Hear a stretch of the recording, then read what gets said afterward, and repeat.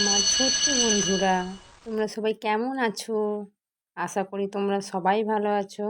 আজ আমি তোমাদের কাছে আরেকটি নতুন গল্প নিয়ে হাজির হয়েছি। ঠিক আছে? তাহলে তোমরা প্রথম থেকে শেষ পর্যন্ত ভিডিওটি দেখতে থাকো। দেখো আজ আমি তোমাদের সাথে কি গল্প নিয়ে আলোচনা করি। ঠিক আছে? তাহলে চলো শুরু করি। আজ আমরা কি গল্প করব?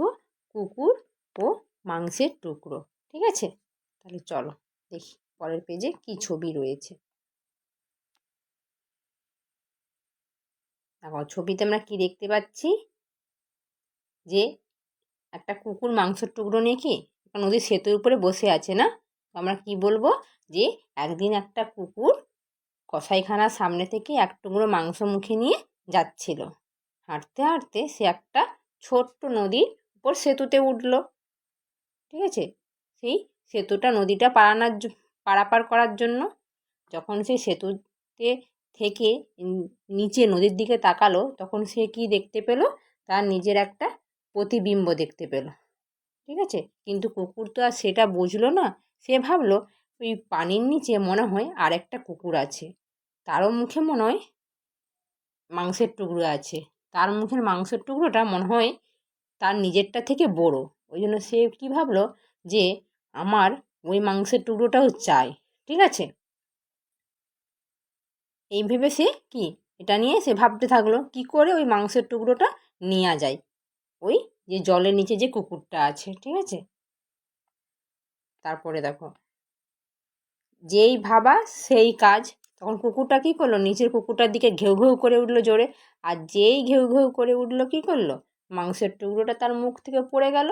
আর কি সেখানে কি আর নিচে কোনো কুকুর যে নেই সে সেটা বুঝতে পারলো। সে ভাবলো যে সে সেটা কি সে কত বড় ভুল করেছে। দেখো এই ছবিতে আমরা কি দেখতে পাচ্ছি, দেখো কুকুরটা মন খারাপ করে বসে আছে, তার মাংসের টুকরোটা কি ভেসে চলে গেছে অনেক দূর। তার আর নেই। সে কি ভাবলো, সে নিজের মাংসটাও হারালো, আর ওপরের পানি কুকুরের মাংসটাও সে পেলো না। জলের নিচে যে কুকুরটা ছিল, এইভাবে সে কী করছে, মন খারাপ করে সে বসে আছে। ঠিক আছে? এই ছিল কুকুর আর মাংসের টুকরোর গল্প।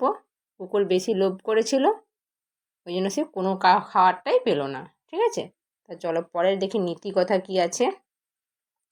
এই গল্প থেকে আমরা নীতি কথা কী জানতে পারি? লোভে পাপ, পাপে সর্বনাশ। আর কি জানতে পারি? অতিরিক্ত লোভ করলে নিজের যা আছে তাও হারাতে হয়। দেখো কুকুর যদি নিজের কাছে যে মাংসের টুকরোটা ছিল সে যদি চুপচাপ নদীর সেতুটা পার হয়ে চলে যেত, তাহলে সে কী করতো, ওই মাংসের টুকরোটা নিজে খেতে পেত। কিন্তু সে কী ভাবলো, যে জলের নিচে মানে কুকুরটার কাছে বড় মাংসের টুকরো আছে, আমি আমার নিজেরটাও নেব, আর ওই কুকুরটার কাছ থেকেও আমি জোর করে কেড়ে নেব। সে যা এই ভাবলো, ওই জন্য সে ঘেউ ঘেউ করে উঠলো, কী করলো, নিজের যা ঘেউ ঘেউ করলো, মুখ থেকে মাংসের টুকরোটা নদীতে পড়ে গেল। আর নদীতে যে মাংসের টুকরোটা পড়ে গেলো, সে কি আর ওটা নিতে পারবে? সেটা সে জলের সঙ্গে চলে গেল। এই জন্য সে লোভ করেছিল বলে সে তার নিজের খাবারটা খেতে পারলো না। আর এর থেকে আমরা কী শিক্ষা পেতে পারি? নিজের যা আছে তা নিয়ে সন্তুষ্ট থাকা উচিত। যে আমাদের নিজের কাছে যেই জিনিস আছে সেই জিনিসটাই আমরা নিয়ে সন্তুষ্ট থাকব। আর কোনো কিছু কাজ করার সময় আমরা ভেবে চিন্তে কাজটা করব। ঠিক আছে? কারোর কিছু যদি আমরা বেশি জিনিস নেওয়ার চেষ্টা করি, সন্তুষ্ট না থাকি, তাহলে কি আমাদের নিজেদেরই ক্ষতি হবে।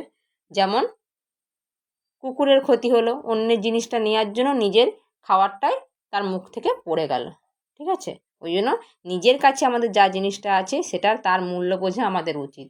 অন্যের জিনিস দেখে আমাদের হিংসা করা উচিত নয়। ঠিক আছে? তোমরাও তোমাদের নিজেদের ছোট ছোট ভাই বোনদের কাছে এই গল্পগুলো আলোচনা করবে এবং তাদেরকে নীতিকথা আর শিক্ষা নিয়ে বলবে। ঠিক আছে? যাতে তারাও অন্যের জিনিসের প্রতি যেন লোভ না করে নিজের কাছে যা আছে তা নিয়েই যেন সন্তুষ্ট থাকে। ঠিক আছে? আজ এখানেই গল্প শেষ করলাম। আবার পরে তোমাদের জন্য আরেকটি নতুন গল্প নিয়ে হাজির হব। তোমরা সবাই ভালো থাকবে, সুস্থ থাকবে।